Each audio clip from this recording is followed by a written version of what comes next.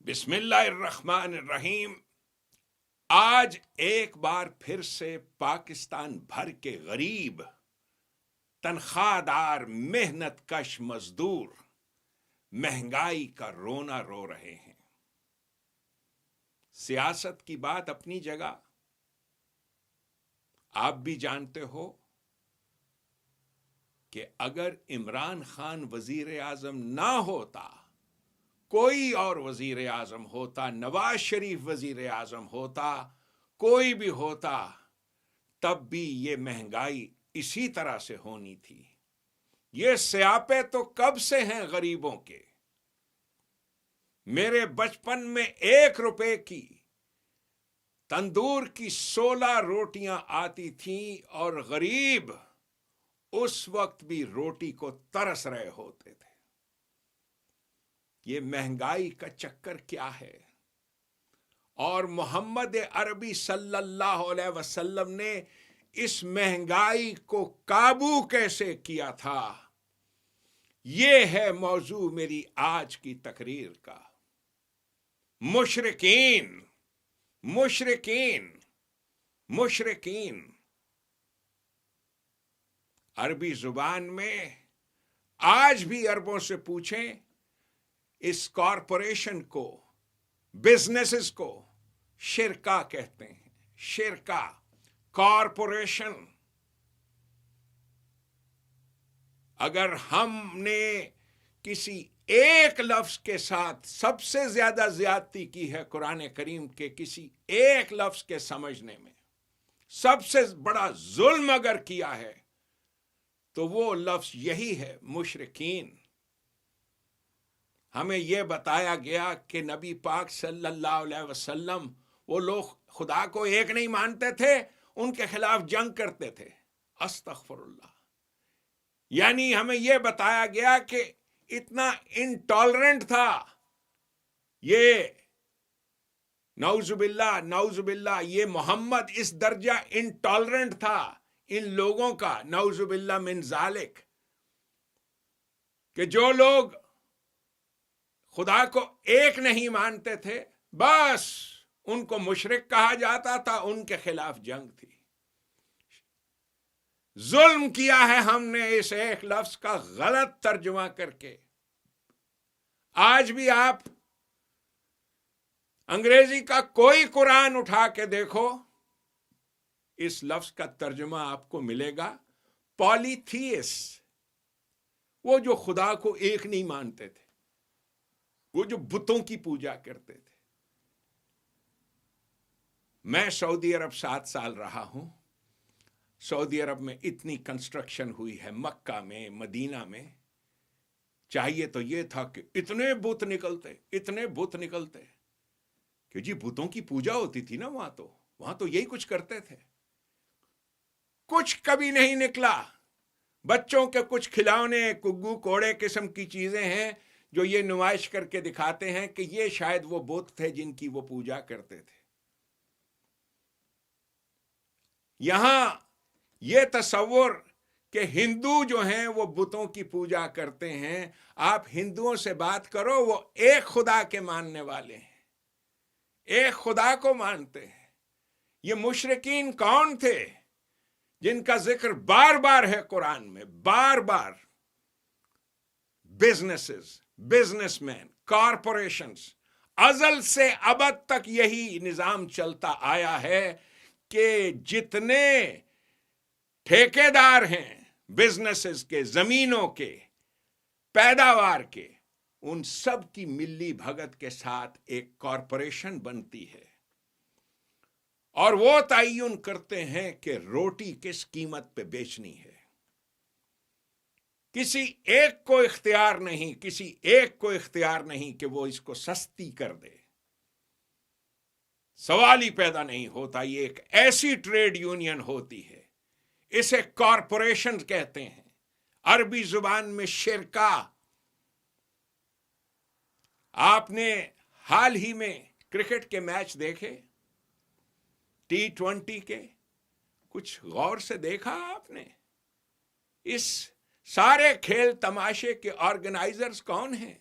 یہ پیچھے نام لکھے آتے تھے ان کے، تھوڑی تھوڑی دیر بعد 5 منٹ بعد 3 منٹ بعد وقفہ ہوتا تھا، اشتہار کا وقفہ. کس کا؟ ایمریٹس. وہ اشتہار لکھ کے آتے ہیں. ایمریٹس ایک corporation, Nissan, Coca Cola, MRF tyres, book.com، Upstox online share and trading company.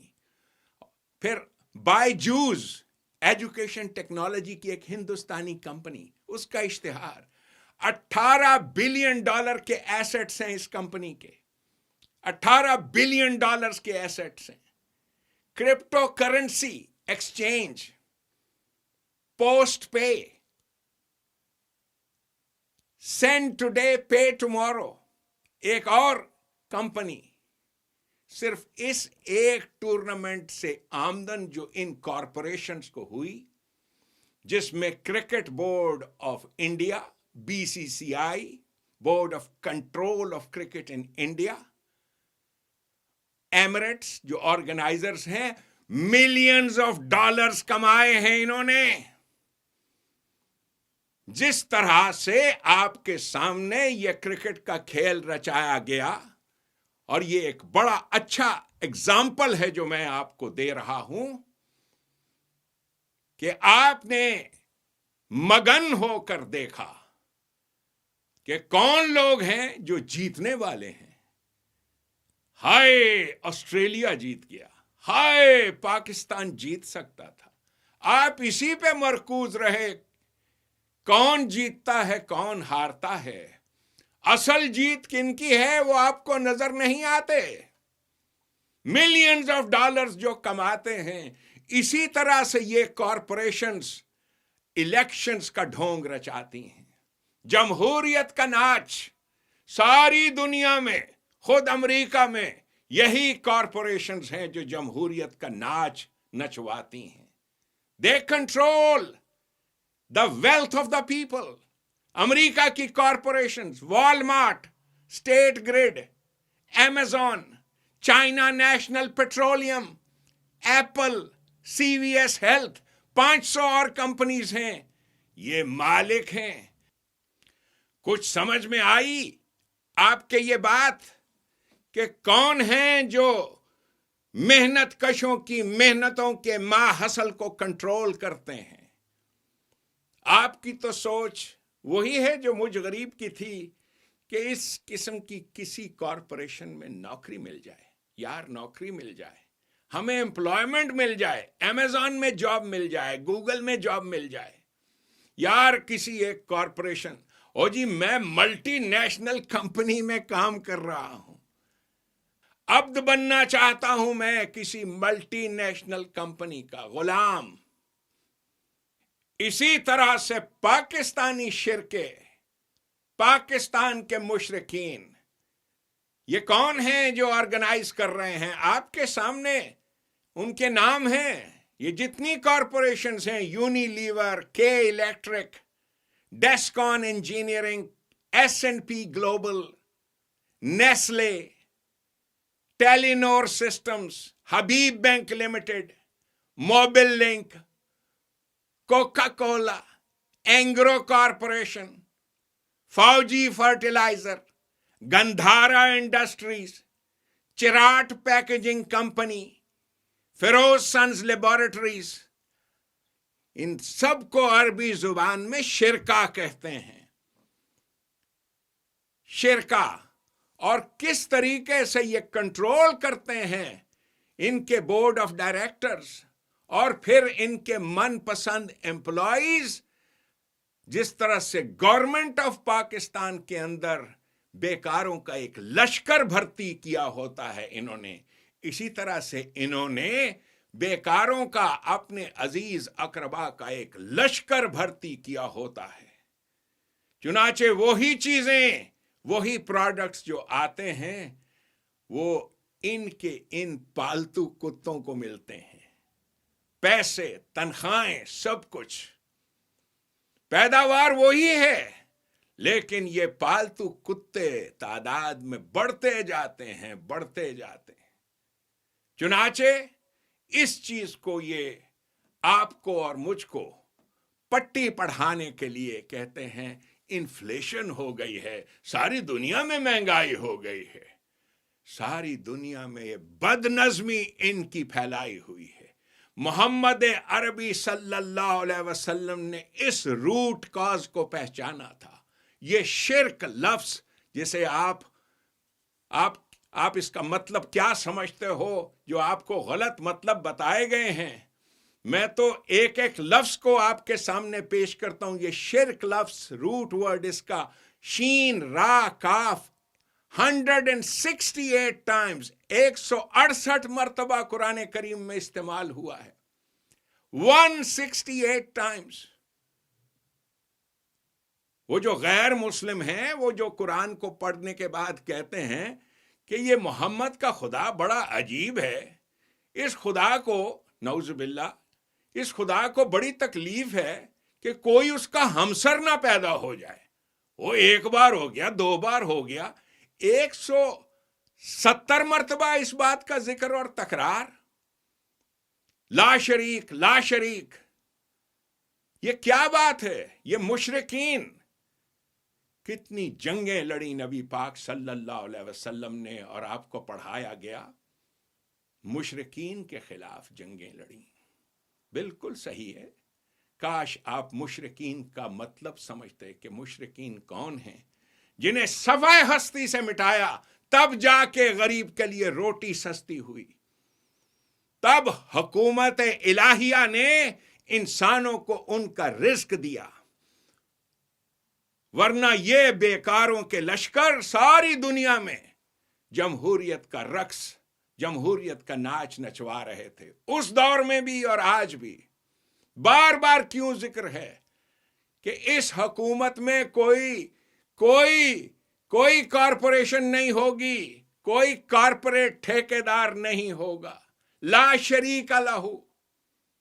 بار بار کیوں ذکر کیا گیا اس بات کا؟ جیسے میں بار بار ذکر کرتا ہوں نا آپ سے، تاکہ آپ کی غلط فہمی دور ہو کہ جو انقلاب لانے کے لیے میں اٹھا ہوں، اور میں بار بار اس کا ذکر کرتا آ رہا ہوں 10 سال سے، اس میں یہ جتنے سیاستدان ہیں، جتنے سرمایہ دار ہیں، جتنے انڈسٹریلسٹ ہیں، ان کا کوئی داخلہ نہیں ہوگا، یہ ان کا حکومت سے کوئی تعلق نہیں ہوگا۔ ہم ان کی ٹانگیں توڑ دیں گے، ان کے بازو توڑ دیں گے۔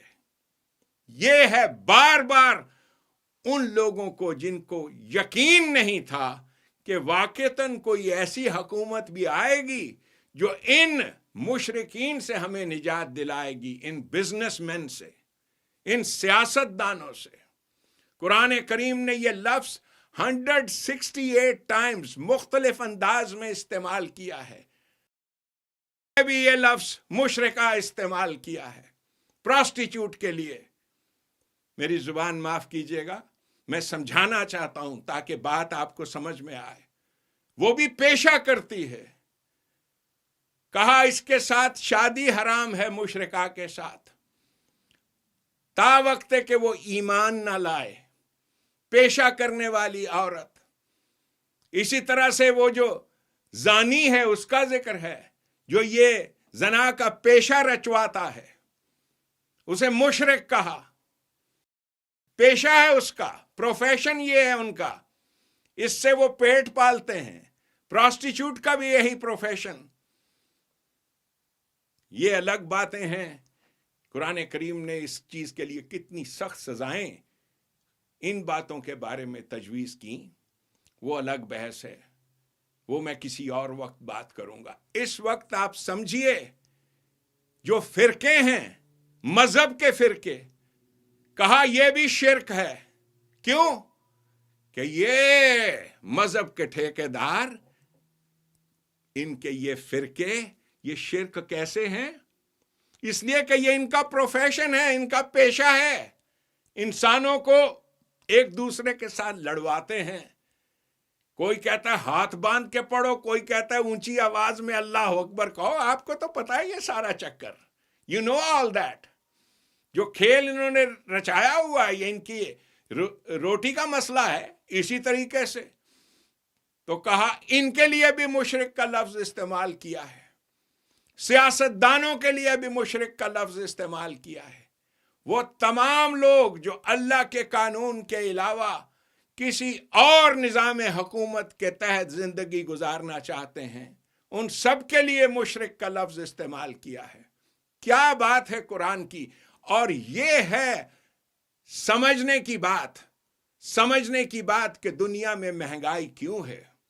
दुनिया में महंगाई इसलिए है कि इन्हीं मुशरिकीन ने सारी दुनिया में जमहूरियत का नाच रचवाया हुआ है। इस जमहूरियत के जरिए से जैसे क्रिकेट का कप ऑस्ट्रेलिया को दे दिया, वैसे अमेरिका का किसी को सदर बना दिया और आप तालियां मारते गए कि अच्छा जो बाइडेन बन गया, अच्छा ट्रंप बन गया, अच्छा ओबामा बन गया। बहुत ये सारा खेल तमाशा, इसके पीछे ये खटपुतलियां हैं जो आपके सामने लाई जाती हैं। इस खेल तमाशे के पीछे कौन है? यही मुशरिकीन, बिजनेसेस, कॉरपोरेशंस।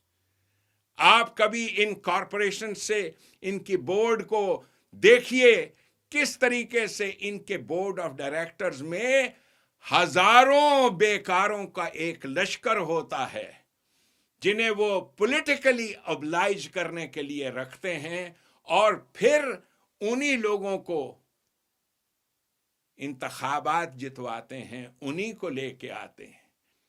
मैं असरुल इस्लाम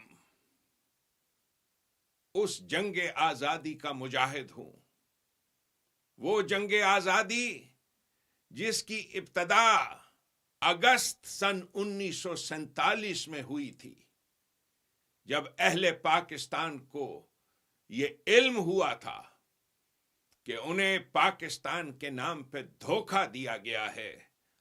एक पुरफरेब नारा, पाकिस्तान का मतलब क्या, ला इलाहा इल्लल्लाह, इस नारे की वजह से वो घरों से बेघर हुए थे।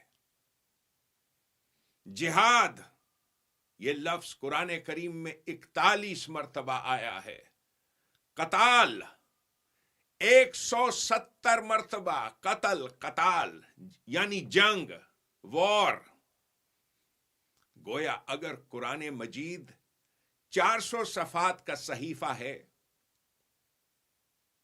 डिवाइड करके देख लीजिए कि हर दूसरे या तीसरे मसहफ पे, हर दूसरे या तीसरे पेज पे आपको लफ्ज जिहाद या कताल मिलेगा। नबी पाक सल्लल्लाहु अलैहि वसल्लम ने अपनी हयात तैयबा के 10 साल का जो अरसा है, 95 मिलिट्री एक्सपेडिशंस को लीड किया था। 95 जंगें 10 साल के अरसे में, और ये सारी की सारी जंगें मुशरिकीन के खिलाफ थीं। मुशरिकीन, मर्चेंट्स, सौदागर, यही शिरकों के मालिक, तजारत पेशा लोग जो मालिक थे अवाम की दौलत के। आज एक बार फिर से पाकिस्तान भर के गरीब, तनख्वाहदार, मेहनत कश मजदूर महंगाई का रोना रो रहे हैं। बेहद जरूरी है कि मेरी इस गुफ्तगू को आप तसल्ली और इत्मीनान से सुने और एक एक हर्फ को जज्ब करें कि मुशरिकीन कहते किसे थे। आप में से बहुत से कहेंगे कि मैं तो उलट बात कर रहा हूं। क्या रसूल करीम के जमाने में बिजनेसमैन, ताजर लोग नहीं थे? क्या अमेरिका में बिजनेसमैन, ताजर नहीं है? अमेरिका की इकॉनमी को देख लो, यूरोप के ममालिक की इकॉनमी को देख लो, वहां तो कोई महंगाई नहीं है। आप क्या फरमा रहे हैं? ये नबी करीम सल्लल्लाहु अलैहि वसल्लम बिजनेसमैन से, मर्चेंट से, दौलतमंदों से एक टैक्स लेते थे। इस टैक्स का नाम है सदका। सदका। और वो टैक्स, आपके यहां तो लफ्ज सदका कुछ और बन गया है ना, सदका दे दे, मां सदके। ये लफ्ज सदका वो टैक्स है जो दौलतमंदों से लिया जाता था गरीबों के लिए।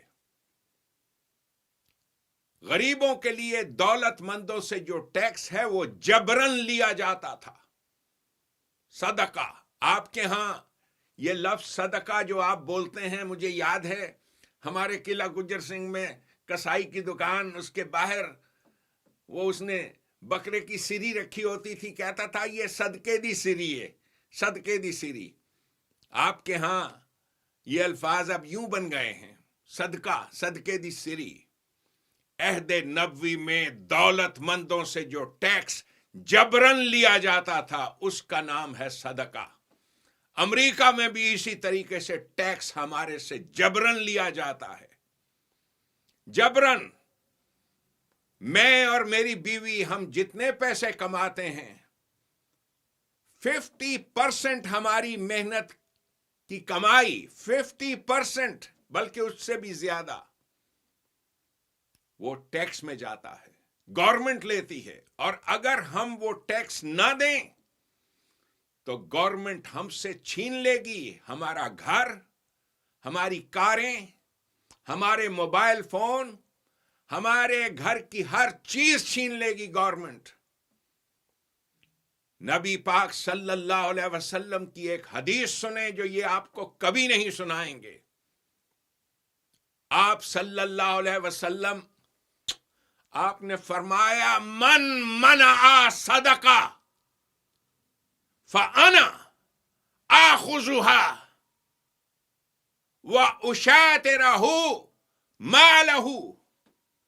جو آدمی صدقہ نہیں دے گا، جو دولت مند صدقہ نہیں دے گا، he that refuses to pay tax, then I will snatch by force.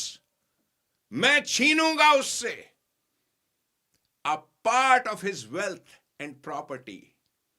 ایک حصہ اس کی دولت کا. یہاں لفظ شطرہ آیا ہے، شطرہ، ایک حصہ. جیسے آپ بھی بولتے ہو، حدیث ایک اور بھی ہے، الطہور شطر الایمان، کہ پاکیزگی، صفائی، پاک صاف رہنا یہ ایمان کا حصہ ہے. یہاں لفظ شطرہ آیا کہ میں چھینوں گا، جبرن چھینوں گا. جبرن چھیننا، جبرن چھیننا، چھینوں گا. یہ لفظ شطرہ قرآن کریم 144 سے لے کے 150ویں آیت جو ہے سورت البقرہ کی، یہ لفظ 5 مرتبہ آیا ہے قرآن میں، شطرہ. آج آپ کو پتا چلے گا نبی پاک صلی اللہ علیہ وسلم نے کس طریقے سے ان مشرکین کے جی ایچ کیو پہ قبضہ کیا تھا. جی ایچ کیو پہ قبضہ، جی ایچ کیو جو ہیڈ کوارٹر تھا، شطر المسجد الحرام، میں اس کے بارے میں بھی بات کروں گا. شطرہ، زبردستی چھیننا. آپ کی زبان کا لفظ ہے، آپ کہتے ہو فلاں بڑا شاطر ہے. بڑا شاطر ایک آدمی ہے جی، اس نے زمین پہ قبضہ کر لیا ہے. اس کے بارے میں پہلے بات کروں گا آج، تاکہ آپ کو اچھی طرح سے سمجھ آ جائے کہ یہ شرک کیا ہے اور مشرک کسے کہتے ہیں. نبی اکرم صلی اللہ علیہ وسلم نے اپنی مملکت کے لیے جتنے بھی قوانین بنائے ان کے لیے یہ لفظ استعمال کیا، آیات بینات، آیات بینات. یہ آیات بینات یہ لفظ قرآن کریم میں 50 سے زائد مرتبہ آیا ہے. سیلف ایویڈنٹ ٹروتھس، یہ ہے ترجمہ. بینات ایویڈنس کو کہتے ہیں، بین جو سامنے نظر آ رہا ہو، جس کے لیے کسی گواہی کی ضرورت نہ ہو. Self evident truth. یہ غریب کے حقوق، عورت مرد کے حقوق، برابری کے حقوق، مساوات، انصاف کے قوانین، سیلف ایویڈنٹ ٹروتھ. 50 سے زائد مرتبہ قرآن کریم میں آیات بینات کا ذکر ہے. جتنے قوانین ہیں ان کی بنیاد تھی self evident truth.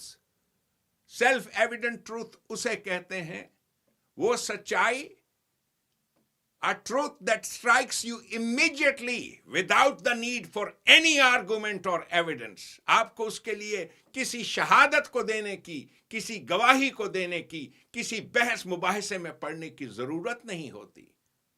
America tax लेता है, यहां टैक्स लिया जाता है 50%. तो किस बेसिस पर मैं बहसियत एक डॉक्टर के वो टैक्स देता हूं या एक सरमायादार टैक्स देता है? इसलिए कि मैं जो कमा रहा हूं, हम सब इंसान एक ही पहिए के स्पोक्स हैं, एक ही पहिए के तार हैं. सबने मिलजुल के चलना है.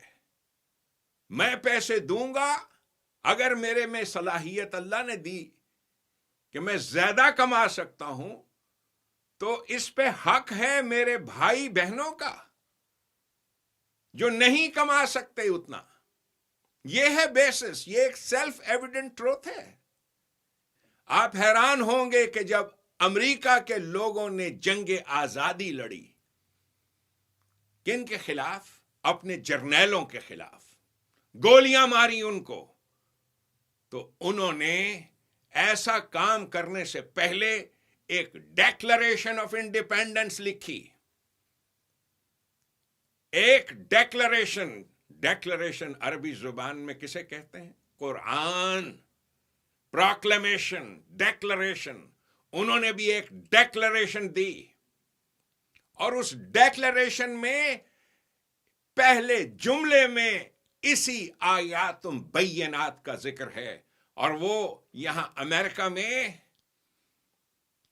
हमारे स्कूल के बच्चों को अजबर करवाई जाती है. वो डेक्लरेशन ऑफ इंडिपेंडेंस, उसका पहला जुमला, we hold these truths to be self evident that all men are created equal, that they are endowed by their creator with certain unalienable rights, that among these are life, liberty and the pursuits of happiness. ये अल्फाज Thomas Jefferson ने लिखे थे. गो उसने बाद में कहा कि नहीं, मैं इसका क्रेडिट नहीं लेता. उसने इन अल्फाज का क्रेडिट बहुत सारे और लोगों को दिया था जो उसके इनकलाबी दोस्त थे. सेल्फ एविडेंट ट्रुथ, आयात बैयनात क्या है? सब इंसान जिंदगी का बराबर हक रखते हैं, जीने का बराबर हक रखते हैं, मर्द और औरत बराबर हैं. ये एक सेल्फ एविडेंट ट्रूथ है, हकीकत है.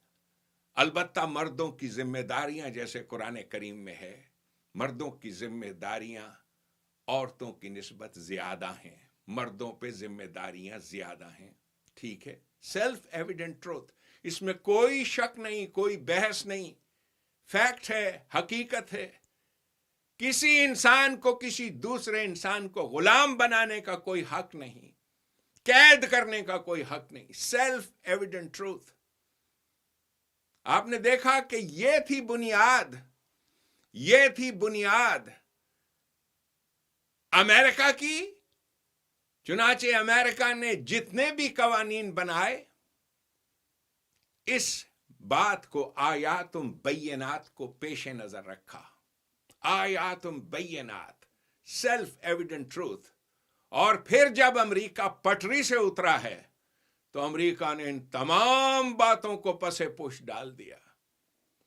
वो जो हमारे जनरल हमीद गुल साहब मरहूम, अल्लाह उनको गरीके रहमत करे, जन्नतों में बुलंद तरीन मकाम अता करे. जब ये 9/11 के बाद अमेरिका ने यही मुशरिकीन की खातिर, ये बिजनेसमैन तबका, उसकी खातिर ये जंग लड़ने के फैसले किए, बमबारियां करना. क्या मकसद था इस बमबारी का? आप भी जानते हो. किनका फायदा था? ये असला बनाने वाली कंपनियां और कॉरपोरेशंस असला बना बना के रख रही थी. वो कह रही थी वो खर्चो भी, इस्तेमाल भी करो. आप कारतूस बना के, कारतूसों की एक पेटी खरीद के रख लो, तो क्या होता है?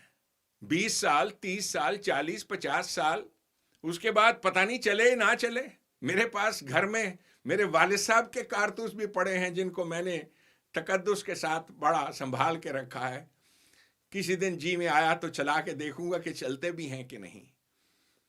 امریکہ نے یہ مشرکین یعنی بزنس مین کی خاطر یہ جنگ لڑی. یہ کرتے ہیں بزنس مین، یہ کرتے ہیں. اور حمید گل صاحب کا جو ذکر آیا میری گفتگو میں، اللہ ان کو غریق رحمت کرے، تو انہوں نے فرمایا جب امریکہ نے اپنے ہی سیلف ایویڈنٹ ٹروتھس، انسانی حقوق سب کو بالائے طاق رکھا، اس کے بعد حمید گل صاحب نے اس پہ بڑی اچھی بات کہی. انہوں نے کہا آپ نے تو اپنے ہاتھوں سے مسمار کر دیا ہے اس سارے عقیدے کو جس کے اوپر آپ کی بنیاد کھڑی ہے. اس کی آپ کو سخت سزا ملے گی، فطرت آپ کو سخت سزا دے گی اس کی. یہ حمید گل مرحوم صاحب نے کہا. اور کیا خوبصورت بات ہے کہ جس چیز پر آپ نے اپنے سارے کلچر کی بنیاد رکھی، انسانی حقوق، کہ کسی پہ ظلم نہیں ہوگا، کیا کیا امریکہ نے؟ قیدیوں کو جو پکڑا، ٹھیک ہے قیدی ہیں، کہا جی یہ جنگی قیدی نہیں ہیں، یہ ٹیررسٹ ہیں، ان کے لیے عدالتیں علیحدہ ہوں گی، ان کا مقدمہ امریکہ کی سرزمین پہ نہیں لڑا جائے گا. گونٹانامو بے، آپ نے دیکھا امریکہ نے کیسے ان تمام سیلف ایویڈنٹ ٹروتھس کو جن پر اس نے اپنی بنیاد رکھی تھی، آیات بینات، ان کو بالائے طاق رکھا. نبی پاک صلی اللہ علیہ وسلم نے جتنے قوانین بنائے تھے وہ سب انہی آیات بینات پہ مبنی تھے، سیلف ایویڈنٹ ٹروتھس. اس میں کسی کو کوئی جھگڑا کرنے کی ضرورت ہی پیش نہیں آتی. اور اسی لیے قرآن کریم کا پڑھنا اور اس کی تعلیمات کو جاننا بے حد آسان ہے کہ جو کچھ جہالتیں انہوں نے قرآن کے ترجموں میں کی ہیں، جیسے آپ کے سامنے کو کہ جی نماز پڑھنی چاہیے، آپ کہتے ہو that is not a self evident truth, it doesn't make sense. یا آپ کے سامنے کوئی کہے کہ جی روزے رکھنے چاہیے تو آپ کہتے ہو that doesn't make sense. یہ کوئی سیلف ایویڈنٹ ٹروتھ نہیں ہے، مجھے اس سے کیا ملے گا؟ آپ نے دیکھا جتنا جھوٹا مذہب بنایا گیا ہے اس کی کسوٹی سیلف ایویڈنٹ ٹروتھس ہیں. جس دن میں نے اپنے بت توڑ دیے تھے 18 سال کی عمر میں، قرآن کا پڑھنا میرے لیے بہت آسان ہو گیا، اس لیے کہ اس پہ آیات بینات ہیں. جتنے قوانین ہیں وہ بینات ہیں، بیسڈ اپون ریزن اور بیسڈ اپون irrefutable ایویڈنس. آپ ان شہادتوں کو، ان باتوں کو ریفیوٹ کر ہی نہیں سکتے. یہ ہیں آیات بینات. اس پر مبنی کیا تھا انہوں نے اپنی ریاست کو. آپ نے دیکھا کہ ان سرمایہ داروں نے پاکستان میں کیا ہے. عمران خان سن رہے ہو؟ Are you listening Imran Khan? نبی پاک صلی اللہ علیہ وسلم کی حدیث، من منع صدقہ فانا آخذها واشاطرہ مالہ. جو صدقہ نہیں دے گا چھین لوں گا میں اس سے. آپ کے پاس عمران خان لسٹ ہے 45,000 40,000 ڈونرز کی، 40,000 ڈونرز کی. ان سے ان کی آدھی دولت چھین لو، بیکاز دے کین. آپ کے پاس تو لسٹ ہے. snatch it from them، چھین لو. یہ ہے نبی پاک صلی اللہ علیہ وسلم کی حدیث. غریبوں سے کیوں چھینتے ہو؟ why do you do that؟ یہ ہے حدیث مبارکہ. اس کے بعد کبھی مہنگائی نہیں ہوگی پاکستان میں. امریکہ اسی پرنسپل پہ چل رہا ہے. زبردستی چھینے جاتے ہیں ہم سے ہمارے ٹیکسز. زبردستی ہے نا، لیکن اس سے نظام چل رہا ہے. ہم مسکرا کے دیتے ہیں وہ ٹیکسز، اس لیے کہ ہماری زندگیاں یہاں پر جنت بنی ہوئی ہیں. آپ بھی ایسا کیجئے نا. Why don't you do this? آپ ایسا نہیں کر سکتے, کبھی نہیں کر پاؤ گے, اس لیے کہ ڈیموکریسی, جمہوریت میں یہی تو آپ کے بینک ہیں. آپ کی الیکشنوں کے لیے, آپ کے تماشے کے لیے, اس جمہوری تماشے کے لیے کھڑے ہو کر ہاتھ ہلا ہلا کر جو تقریریں کرنی ہیں, میں یہ نہیں کروں گا, میں وہ نہیں کروں گا, اپنے آپ کو ایڈیٹ بنانا اور اس کے بعد بھول جانا کہ تاریخ اس قسم کے لوگوں کے ساتھ سلوک کیا کرتی ہے. What happens to them? اسے کہتے ہیں عجل کا پجاری, مفاد عاجلہ کو پوجنے والے لوگ, جو امیڈیٹ گینز, اسی دلکشی کے پیچھے جاتے ہیں کہ میں شیروانی پہن کے وزیر اعظم بن کے ایسے ایسے کروں گا, ایسے ایسے کر کے سلام لوں گا, اور لوگ کہیں گے ہمارا عمران خان, ہمارا عمران خان.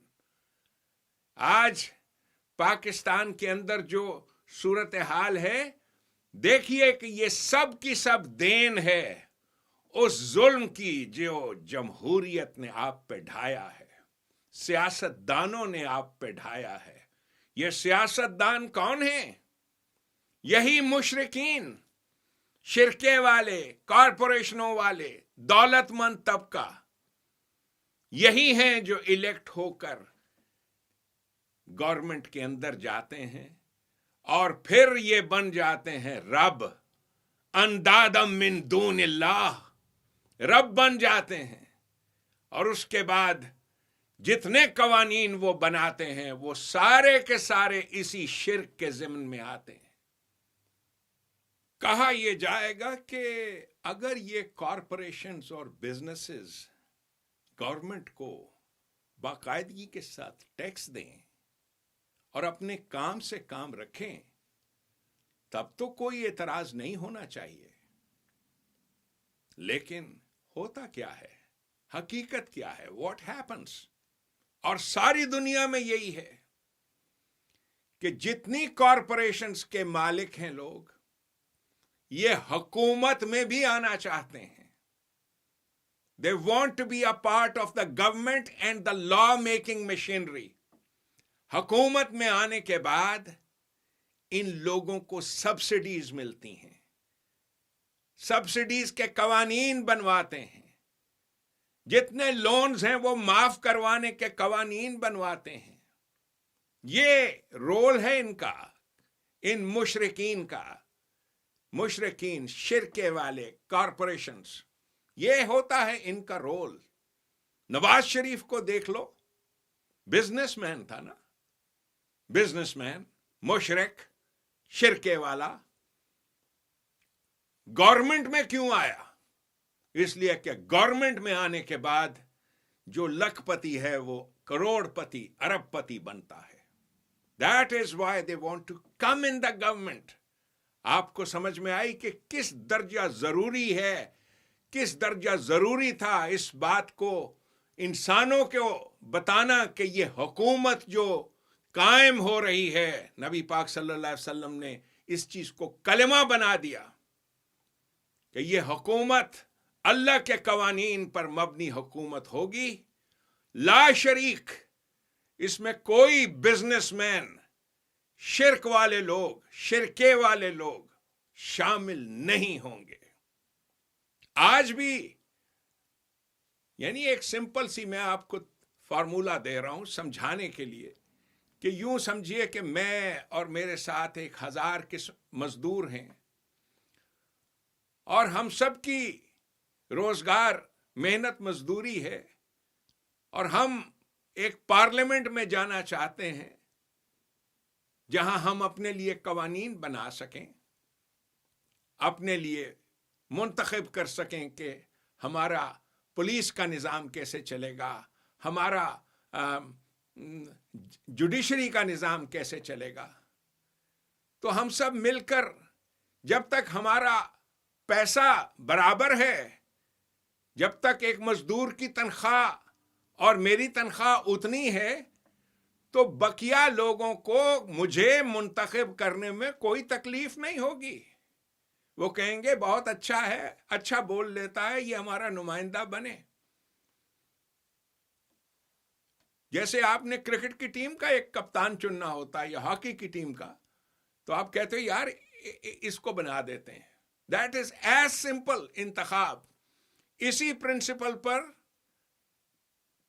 نبی پاک صلی اللہ علیہ وسلم کے جانے کے بعد ہم نے خلفائے راشدین چنے کہ کون ہے جو بہترین رشد و ہدایت کا مالک ہے. دیٹ از آل.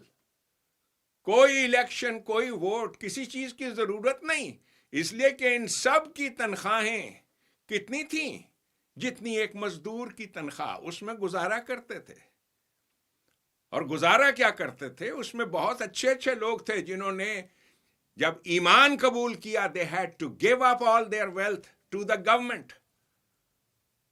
مملکت الہیہ کو دینا پڑا ان کو اپنا سب کچھ. اس میں بڑے طاقتور سرمایہ دار لوگ بھی تھے, جیسے حضرت سیدنا عثمان غنی, سیدنا ابو بکر صدیق. صدیق کے لیے ہے خدا کا رسول بس.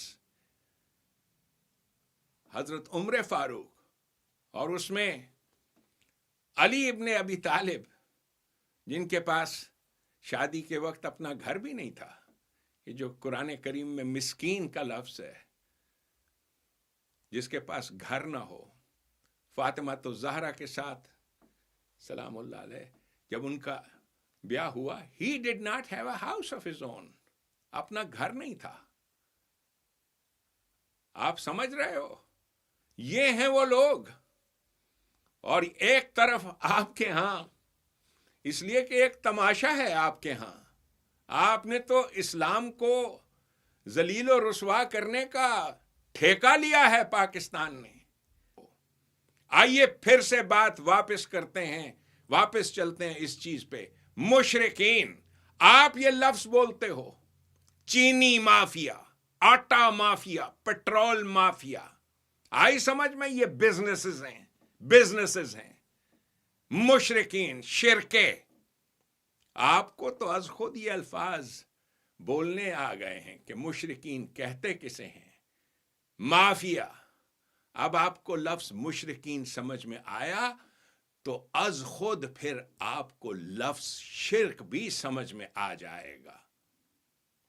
وہ جو غلط تراجم ہمیں پڑھائے گئے ہیں کہ شرک جی بت پرستی, قبر پرستی, قبر پہ چادر چڑھانا, وہ ان باتوں سے کیا فرق پڑتا ہے؟ ان باتوں سے کیا فرق پڑتا ہے؟ انسان ایک چھوڑ لاکھوں دیوی دیوتاؤں کو خدا بنا لے, نہ اس سے خدا کا کچھ, خدا کے قانون میں کوئی فرق پڑتا ہے, نہ انسانوں کو کوئی اس سے فرق پڑتا ہے. اس سے زیادہ اور کیا ہوگا کہ یہ جتنے مندر ہیں, مسجدیں ہیں, نماز پرستیاں اور ہمارے محرم اور عاشورہ اور جو کچھ بھی ایکٹیویٹیز ہیں مذہب کے نام پہ کی جاتی ہیں, جن کو آپ لوگ کہتے ہو یہ شرک ہے, فلاں شرک ہے, یہ شرک ہے, وہ شرک ہے, یہ سب کیا چیزیں ہیں؟ یہ تو سوشلائزیشن کے بہانے ہیں, ایک دوسرے کے ساتھ میل ملاقات کے طریقے ہیں. کوئی اسلامک سینٹر جاتا ہے, مسجد جاتا ہے, کوئی مندر جاتا ہے, جسٹ سوشلائزیشن کرنے کے لیے. اس لیے کہ سب جانتے ہیں کہ جو خبیث جمہوریت کے نام پہ آ کر بیٹھے ہیں, یہ جتنے ایکٹر جمہوریت کے ہوتے ہیں سب گڈ لوکنگ لوگ ہوتے ہیں, اچھی شکل و صورت والے, سمارٹ سوٹ شوٹ پہنا ہوا.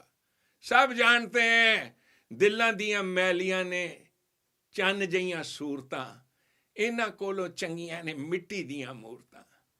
تو سب اپنی اپنی نماز پرستیاں, اپنے اپنے اس شغل میلے میں مبتلا رہتے ہیں. کوئی محرم کرتا ہے, کوئی عاشورہ کرتا ہے, کوئی کیا کرتا ہے.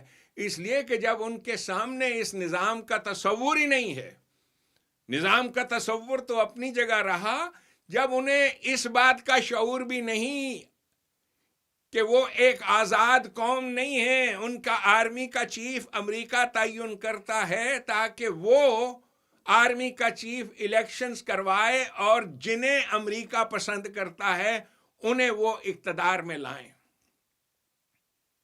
یہ جنہیں اس بات کا بھی شعور نہیں ہے. یہ ہے لیول ہماری سوچ کا. تو یہاں پر آپ کو یہ لفظ شرک کیسے سمجھ میں آئے گا؟ کیسے سمجھ میں آئے گا یہ لفظ آپ کو کہ شرک کیا ہے؟ آپ اس قسم کی چیزوں کو شرک کہتے پھرتے ہیں. وہ جی فلاں مندر جاتا ہے، بت پوجتا ہے، یہ کرتا ہے، وہ کرتا ہے. وہ مٹی دیاں مورتوں ہی کے پاس تو لوگ جاتے ہیں جب ان کے پاس کچھ نہیں ہوتا. شکر کریں ان کے پاس کوئی بت تو ہے پوجا کرنے کا. شکر کریں. لفظ شرک، مشرک، اس کا ترجمہ آئیڈل ورشپ، آئیڈلیٹری، اس کا یہ ترجمہ کر کے جو ظلم کیا ہے ہم نے، جو ظلم کیا ہے اس کا آپ کو اندازہ نہیں. اس ظلم کا خمیازہ بھگت رہا ہے ہندوستان میں آپ کا مسلمان.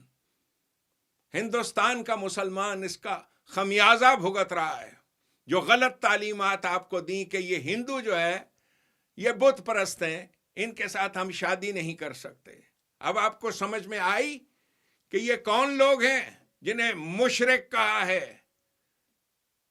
مشرک، بزنس مین. رہی بات سوشلائزیشن کی، مندر جانا، مسجد جانا، یہ سب معصوم سی چیزیں ہیں، معصوم چیزیں ہیں. اسی طرح سے آپ کی نماز پرستیاں ہیں. محرم کا گھوڑا، تعزیہ، یہ سب ایک دوسرے سے میل ملاپ کے بہانے ہیں. یاد رکھیے گا ہمیشہ یہ کیوں ہوتے ہیں؟ دلاں دیاں میلیاں نے چن جیاں صورتاں، انہاں کول چنگیاں نے مٹی دیاں مورتاں. This is what people do. محمد عربی صلی اللہ علیہ وسلم نے انسانوں کو انہی مٹی دیاں مورتاں انہی سے نجات دلائی تھی. انہی سے نجات دلائی تھی. کوئی مجھ سے پوچھے ایک جملے میں اگر میں بیان کروں کہ نبی پاک صلی اللہ علیہ وسلم کا کارنامہ کیا تھا، تو وہ یہ ہے: آپ صلی اللہ علیہ وسلم نے آسمانوں پہ بیٹھے ہوئے خدا کو زمین پر اتار کر حکومت کی کرسی پہ بٹھا دیا تھا. یہ ہے ان کا کام، یہ ہے ان کا کارنامہ. اللہ کے قانون پر مبنی نظام حکومت یہی ہوتا ہے. آسمانوں پہ بیٹھے ہوئے اللہ کو کرسی دے دینا کہ جب انسان اللہ کو پکاریں یہ گورنمنٹ جواب دے، گورنمنٹ ان کی ضروریات کو پورا کرے. تو پھر شرک کیا ہے؟ کیا اس کے لیے ہماری زبان کا بھی کوئی لفظ ہے موجود؟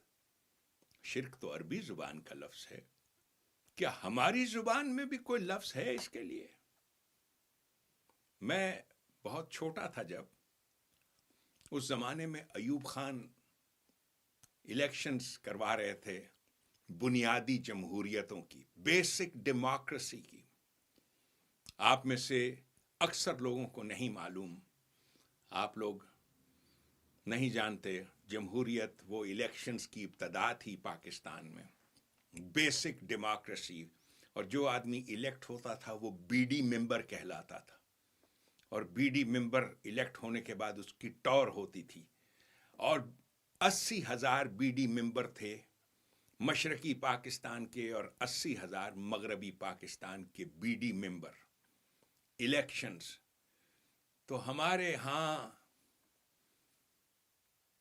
میرے نانا کے گھر میں کچھ بی ڈی ممبر کینڈیڈیٹ ہو کے گزرے اور آ کے میرے نانا سے کہہ رہے تھے کہ ہم کیمپین پہ جا رہے ہیں، گشت پہ، آپ بھی ساتھ چلیں. تو میرے نانا نے سختی سے منع کر دیا اور ایسے ان کو دھتکارا جیسے آدمی کسی کتے کو دھتکارتا ہے. اس وقت ایک آدمی نے، مجھے نہیں یاد کو خاتون تھی یا کون تھے، انہوں نے میرے نانا سے سوال کیا کہ یہ ڈیموکریسی، جمہوریت جو ہے یہ تو بڑی پرانی چیز ہے، حضرت عیسیٰ علیہ السلام کے زمانے سے بھی پہلے کی چیز ہے. یعنی اینشنٹ گریس میں یہ چیز آئی تھی، ڈیموکریسی. وہاں پہ یہ تصور آیا تھا، ایک government of the people, for the people, by the people. تو ڈیموکریسی کے لیے قرآن کریم میں بھی کوئی لفظ ہے؟ میرے نانا خاموش رہے اور انہوں نے جواب دیا، بالکل. کیا ہے ڈیموکریسی؟ کیا ہے؟ آپ نے فرمایا شرک. شرک اسی کو کہتے ہیں. اور اس کے بعد اگلا جملہ جو انہوں نے بولا وہ یہ تھا کہ قرآن میں جہاں جہاں لفظ شرک آیا ہے وہاں اپنے ترجموں میں ڈیموکریسی کو رکھ کر دیکھو تو تمہیں نظر آئے گا کہ ڈیموکریسی وہ شرک خفی ہے جو نظر نہیں آتا، لیکن یہ ان قوانین کو بناتے ہیں جا کر جو اللہ کے قوانین سے متضاد ہوتے ہیں، ان کی ضد ہوتے ہیں، اپوزٹ ہوتے ہیں. اندادم من دون اللہ، اس شرط کو پورا کرتے ہیں جو شرک ہوتا ہے. ڈیموکریسی کا لفظ وہاں فٹ کر دو تو تمہیں سمجھ آ جائے گا یہ تمہاری زبان کا لفظ ہے. ڈیموکریسی، جمہوریت. میں تو پاس ہی بیٹھا تھا، تازہ تازہ 6ٹھی 7ویں جماعت کی سیوکس کی کتاب میں جو کچھ پڑھا تھا، کسی نے کہا تو پھر ڈیموکریسی کیا ہے آپ بولو، اثر آپ بولو. تو میں نے کہا ہمارے تو کلاس میں لکھا ہے بک میں، democracy is a government of the people, by the people, for the people. تو اس پہ میرے نانا نے تشریح کی، democracy is a government of the rich people, for the rich people, by the rich people. دولت مندوں کا کاروبار ہے. مشرکین، دولت مند لوگ، ان کے پاس پیسہ ہوتا ہے. شرکے والے لوگ جن کے پاس تجارتیں ہیں، کارپوریشنز ہیں، کمپنیاں ہیں، وہ مال و دولت خرچ کر کے اقتدار میں آتے ہیں اور ان قوانین کو بنواتے ہیں جو اللہ کے قوانین کی عین ضد ہوتے ہیں. عین ضد ہوتے ہیں. اللہ کے قوانین کچھ اور جمہوریت کے قوانین کچھ. یہ اپنی مرضی، اپنی پسند کے قوانین، ٹیکسز کے قوانین خود بناتے ہیں کہ کس پہ کتنا ٹیکس لگنا ہے. They are the ones who decide. اپنے لیے مفاد، ہمیں کیا ملنا ہے، ہمارے فائدے کس میں ہیں. یہ ہے شرک. آپ کو سمجھ میں آئی کہ شرک کیا ہے؟ یہ وہ چیز نہیں ہے جو آپ سمجھ رہے ہو کہ جی کسی نے جا کے وہ ذوالجنا کو ہاتھ لگا دیا تو شرک ہو گیا، کسی نے جا کے وہ مندر میں جا کے مورتی کو چھو لیا کہ شرک ہو گیا. شرک کیا ہے، اس کے لیے قرآن نے کیا لفظ استعمال کیا ہے سنیے. شرک کیا ہے؟ میرے لیے یہ ممکن نہیں کہ میں وہ تمام آیات آپ کو سناؤں، 168 جن میں یہ لفظ آیا ہے. میں آپ کو ایک آیت سناتا ہوں تو آپ کو اندازہ ہوگا کہ شرک کیا ہے. سورہ لقمان میں یہ لفظ استعمال ہوا ہے، ظلم عظیم. ظلم عظیم، ظلم کا نظام، آپریشن کا نظام، بدترین ظلم کا نظام. وَإِذْ قَالَ لُقْمَانُ لِابْنِهِ وَهُوَ يَعِظُهُ يَا بُنَيَّ لَا تُشْرِكْ بِاللَّهِ إِنَّ الشِّرْكَ لَظُلْمٌ عَظِيمٌ. ظلم عظیم. آپ پاکستانی بخوبی جانتے ہو، اس لیے کہ آپ اس ظلم عظیم میں رہ رہے ہو. You are living it. آپ اس میں ہو. زبردست شدید آپریشن، جہاں آپ کو بولنے تک کی اجازت نہیں ہے، آواز تک اٹھانے کی اجازت نہیں ہے۔ ان الشرک، اب آپ خود اپنے دل سے پوچھو کہ یہ شرک کیا ہے۔ ان کے بنائے ہوئے قوانین، حضرت لقمان علیہ السلام نے اپنے بیٹے سے فرمایا تھا، یہ آیت کا ترجمہ ہے، جب وہ اسے مملکت چلانے کے طریقوں کے بارے میں انسٹرکشنز دے رہے تھے۔ نبی پاک صلی اللہ علیہ وسلم کا یہی انداز ہے، جس انداز سے آپ صلی اللہ علیہ وسلم انسانوں کو سمجھاتے تھے، خبردار کرتے تھے، کہ حضرت لقمان نے اپنے بیٹے کو خبردار کیا تھا کہ اللہ کے قانون پر مبنی نظام حکومت میں خبردار انسانوں کے بنائے ہوئے قوانین کو دخل اندازی مت کرنے دینا، یہ ظلم عظیم ہو جائے گا، انسانوں پر اس سے بڑا ظلم نہیں۔ اب آپ کو سمجھ میں آئی کہ ظلم عظیم کیا ہے؟ وہ جسے آپ ڈیموکریسی کہتے ہو، وہ ڈائن جس کا government of the people, by the people, for the people, یہ ڈائن کیا ہے؟ یہ ہے الشرک۔ وہ جسے آپ ڈیموکریسی کہتے ہو، جمہوریت، یہ وہ ڈائن ہے۔ Government of the people, for the people, by the people, یہ لبادہ پہن کے آتی ہے، اور اس کا ٹریڈ مارک سمبل، یعنی اس کو پروموٹ کرنے کے لیے آپ کو کیا تصویر دکھائی جاتی ہے؟ دیکھیں جی، فلاں ملک کا وہ پرائم منسٹر یورپ کے، وہ سائیکل پہ جاتا ہے جی۔ یہ بائسیکل پہ جانا، یہ اس کا پوسٹر چائلڈ ہے، یعنی اس کو پروموٹ کرنے کے لیے کہ کتنی اچھی چیز ہے جمہوریت، کتنی اچھی چیز ہے۔ پوسٹر چائلڈ اس کا کیا ہے؟ جی اس ملک کو دیکھیں، اس ملک کا پرائم منسٹر سائیکل پہ جاتا ہے، سائیکل پہ۔ الشرک یہ ایک بڑی ہی جامع اصطلاح ہے، پراپر ناؤن جس کے شروع میں ال آ جائے، سمجھ لیجئے ایک بہت بڑی اصطلاح ہے۔ جیسے البقرہ، الکوثر، یہ اصطلاحات ہیں، انہیں سمجھنا بے حد ضروری ہے۔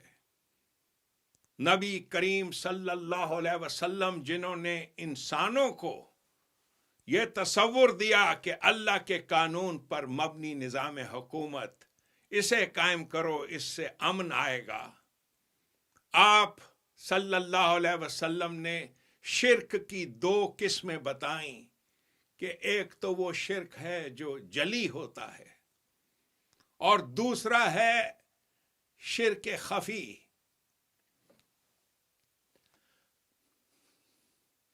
آپ کی ایک حدیث ہے، اخوف ما اخاف علی امتی الشرک الخفی، انگریزی میں ترجمہ ہے، my biggest fear for my nation is this شرک which is hidden in the garb of democracy۔ یہ مفہوم سمجھیے آپ، اخوف ما اخاف، سب سے بڑا خوف جو مجھے ہے اپنی امت کے بارے میں، کہ وہ اس میں مبتلا نہ ہو جائیں۔ عہد نبوی میں یہی جمہوریت، ڈیموکریسی، یہ آپ صلی اللہ علیہ وسلم کے زمانے سے 2000 عیسیٰ علیہ السلام کے زمانے سے بھی پہلے کی چیزیں ہیں۔ جمہوریت، پارلیمنٹ میں بیٹھ کے فیصلے کرنا، قوانین بنانا، اور اپنے ہاتھوں سے پھر ان بتوں کو بنانا اور انسانوں سے اس کی پوجا کروانا۔ حدیث شریف سنا رہا ہوں آپ کو، آپ صلی اللہ علیہ وسلم نے فرمایا، اخوف ما اخاف علی امتی الشرک الخفی، سب سے بڑا خوف مجھے اپنی قوم، اپنی امت سے اس کے بارے میں یہ ہے کہ وہ شرک خفی میں مبتلا نہ ہو جائیں. ہمیں اسی شرک الخفی میں مبتلا کیا گیا. جمہوریت کے نام کے اوپر ہم نے وہ قوانین بنائے جس سے چند لوگوں کے تو بہت فائدے ہوئے، اس لیے کہ قوانین بنانے والے وہی لوگ تھے. They were the law makers. خلاصہ کلام سنو کہ مشرک ہیں وہ سرمایہ دار، بزنس مین، شرکے والے لوگ، اور شرک نام ہے ان قوانین کا جو یہ بناتے ہیں، اور ان قوانین کو آپ سے منوایا جاتا ہے. ان قوانین کو رد کرنا یہ ہے اسلام.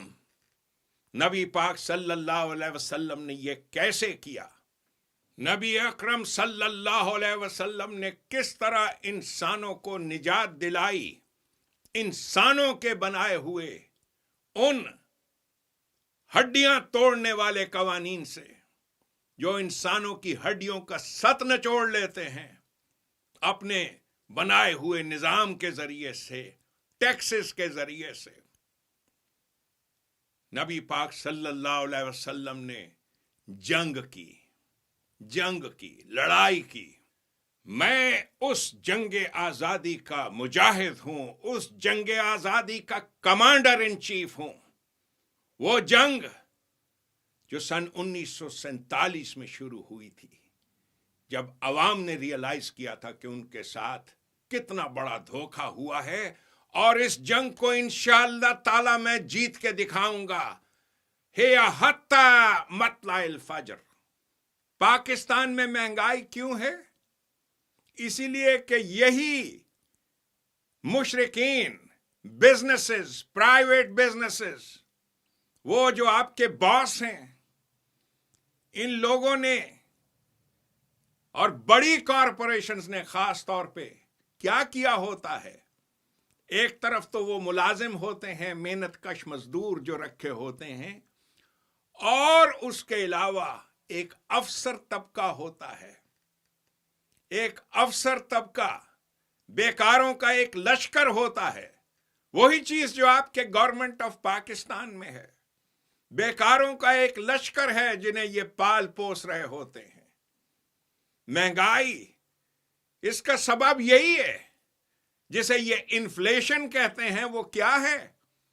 انہوں نے ان پالتو کتوں کو، جن کو انہوں نے جابز دی ہوتی ہیں اپنی کارپوریشنز میں، بورڈ آف ڈائریکٹرز، اور اس کے علاوہ ڈھیر سارے اور لوگ، ایک لشکر ہوتا ہے بیکاروں کا، انکلوں کا، آنٹیوں کا، فلاں کا بچہ، انہیں بھرتی کیا ہوتا ہے. وہ تعداد میں بڑھتے جاتے ہیں. پیداوار اس سرزمین پاکستان کی وہی ہے. کوئی زمین نئی نہیں ہے، کوئی آسمان نیا نہیں ہے، کوئی بارش نئی نہیں ہے، سب کچھ وہی ہے. تو کیا چیز بڑی ہے؟